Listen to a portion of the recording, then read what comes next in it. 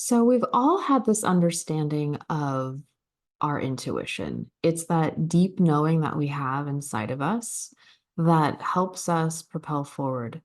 Usually, when we're really young, we know how to play with it, use it. We don't even realize it's intuition. It's just this natural thing that happens when we're young that we get guided by this sense of what feels right, like we're just guided by that.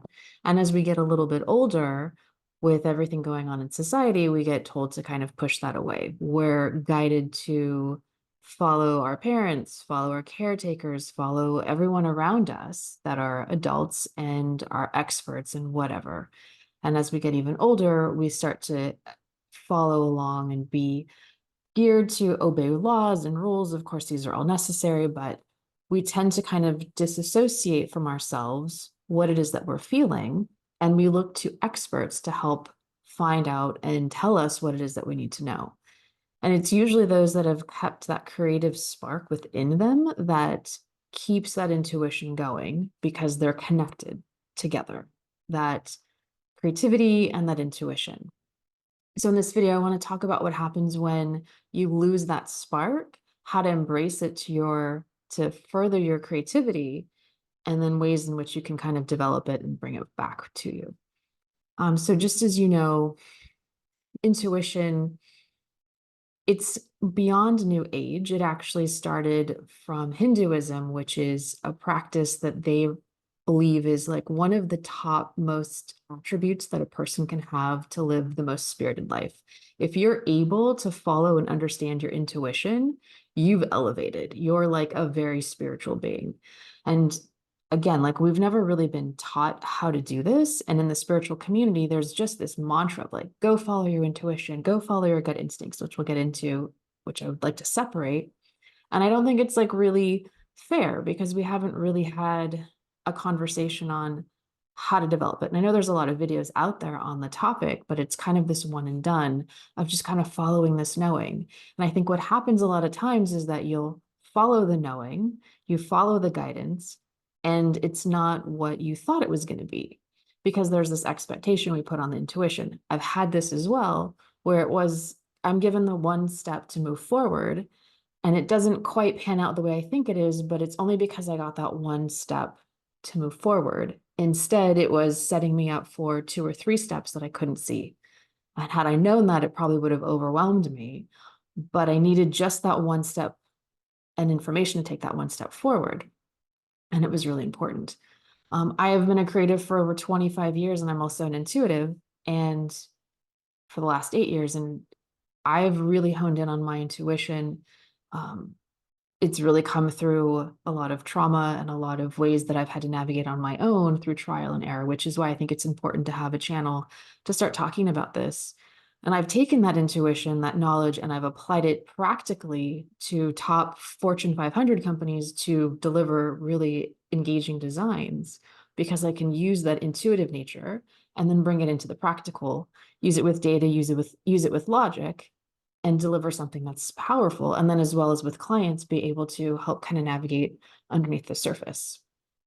And so it's just important that we, I think, just have this conversation so that we understand how to take that, and that builds self-trust, that builds self-confidence so that we're able to move forward and navigate better. There's so much that's happening so quickly.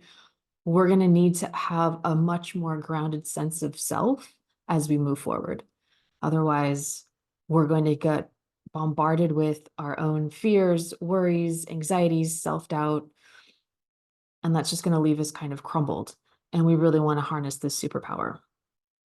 So it's important to understand that this takes time to develop. This isn't like a one and done deal where you kind of, here's a bunch of techniques and then it's kind of done. It's this really beautiful practice that develops over time. And the more you do it, the more insights that you get, the further that you can go with it. But it is a daily practice where you're able to be still with yourself. You're able to go within. You're able to clear your mind. You're able to stop the negative chatter and just allow what needs to come in, especially if you're trying to solve a problem and you're a creative professional. You also have to know, and you probably already have some techniques and tricks that you use, but if we're anxious, if we're stressed out, it's really hard to hear that because that intuitive voice is kind of at a higher level, and it's this soft whisper that comes in, and we can't force it. If we force it, we're actually pushing it away, then bringing it in. And that's not what we want to do. We want to cultivate a space that's open so that we can allow it in. So it could be things like going for a drive, doing dishes, doing laundry, where your physical, activities are kind of repetitive so that the left brain is active and your right brain is just able to just let it ruminate with the problem that you're trying to solve without you forcing it. A lot of philosophers, artists, just great thinkers usually would spend a lot of time just being in a space to think and just letting the mind kind of churn through things and letting that intuition open up. That's what the Greeks coined the creative muses. It was like 9 different types of goddesses that would come in and like bring in certain types of information. And we're always sort of looking for that like aha moment and that spark. And it's really hard to just cultivate and put on demand if you haven't cultivated a practice for it. So if you cultivate a daily practice for it, then when you do apply it into your work, you're connected already, and you can open up that channel to then just start to like drop things in or work on things that need be. And you have some ways about it, ways of going through and doing it. So a couple ways that you can start to cultivate is to just be still and be quiet and be in a place that's mindful, or be in a space that allows for this mindfulness to happen. Again, these are like daily practices where you're just being. It could be a morning meditation. I know that's hard for people. I think it's a really great way just to think about visualizing something that comes in, or visualizing something in the mind that you can hold on to and anchor into.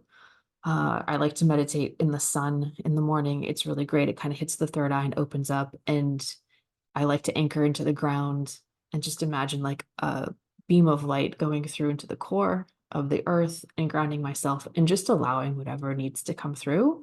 And there may not be anything at all, but I'm allowing that space to happen. Going for walks, again, it's the same activities I had mentioned before. Another way is being able to think about how you follow your guidance. Think about how those nudges come in and you're able to pay attention to what is being said to you. Are you actually following it? Are you moving forward with it? And using that information in some actual way. So can you research on it? Can you find some data behind it? Can you do something with it? Can you like have it be confirmed in some sort of way? Practicing empathy is another way. And it's a way that we can start to understand and read the room in a way where we're not projecting on anybody, we're not trauma bonding with anybody, where we can be compassionate, sympathetic, and we're not taking on all of that emotion. And yet we're still able to help decipher what's going on and getting some intel behind it.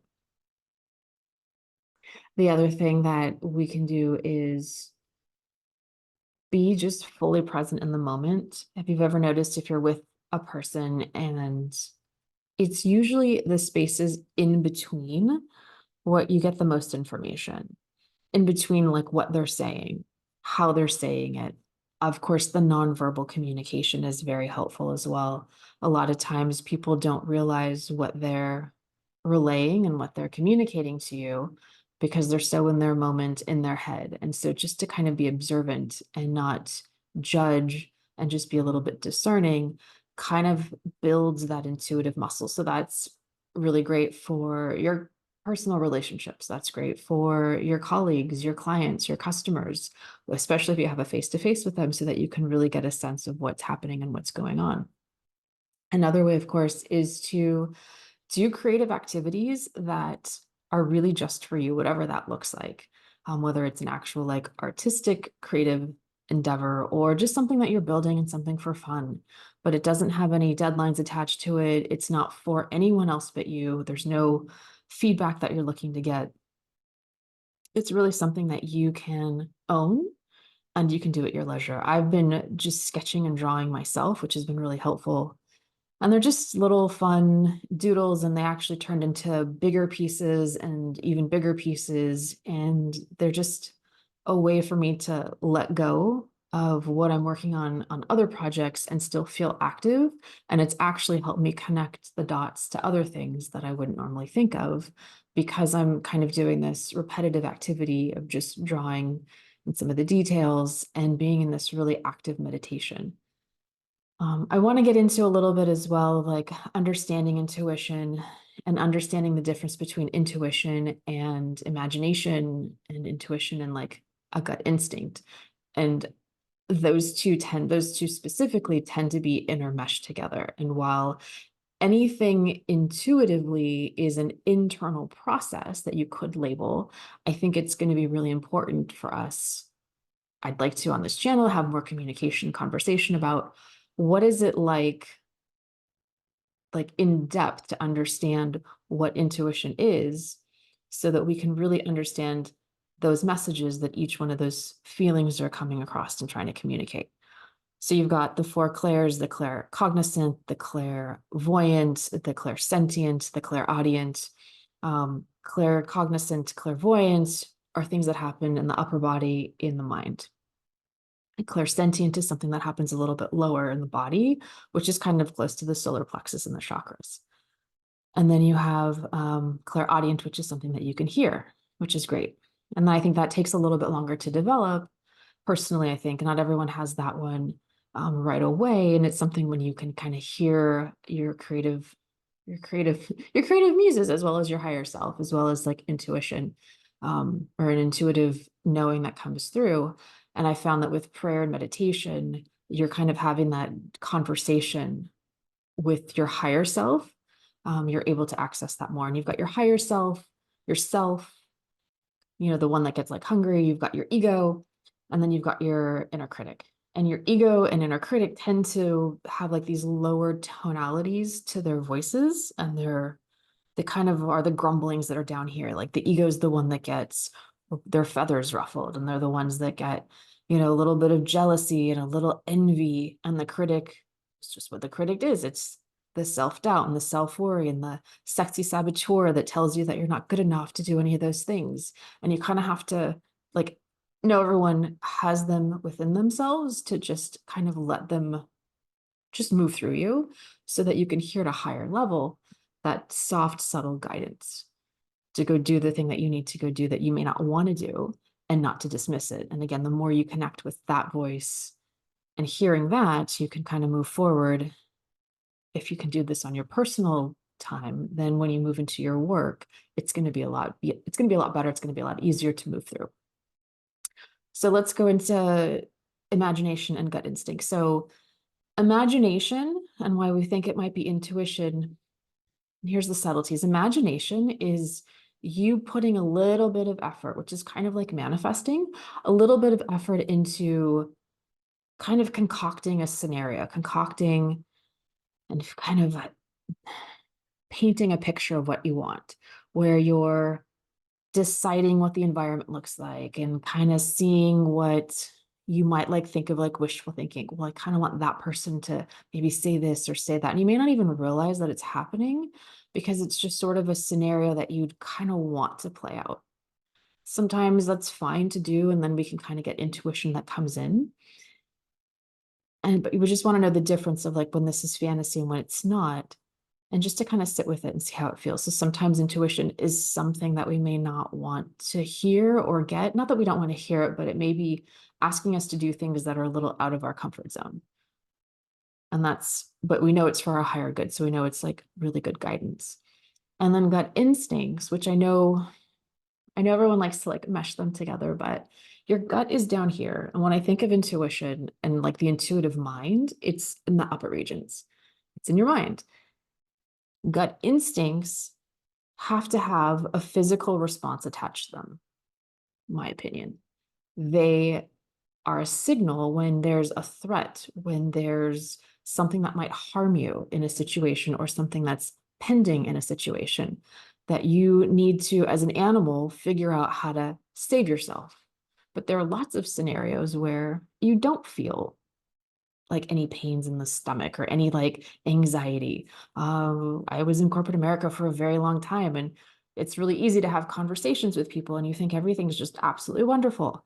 And then they kind of go around and do something behind your back, and you have to kind of like assess situations that wouldn't normally like kind of feel in the system until like a little bit later.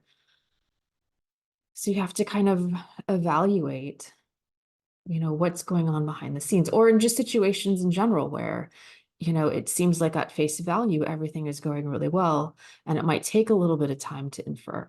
There's also been some studies done more recently with professions like nursing, so like ER nurses and business leaders who are very skilled labor, very intelligent, but when they have real world scenarios come at them, that book knowledge can only take you so far. And you're going to have to learn, or they have to learn, well, what would you do in the situation with very limited information? And so that's where intuition comes into play on a professional level, but we have to like build that muscle as we move forward. And so maybe there's things that happen in the gut, and maybe there are things that happen in the mind, and they're both valid.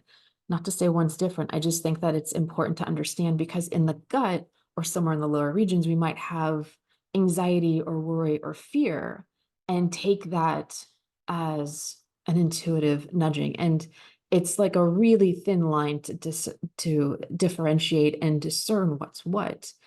But I think when we talk about, at least when I'm trying to talk about intuition, it's outside of threat and harm. It's more of like, how do I understand, how do I get this knowing so that I can innovate in my life and do something that's a little bit different, a little bit more unique, even though I might be having all of these very physical emotions happening, because that's life.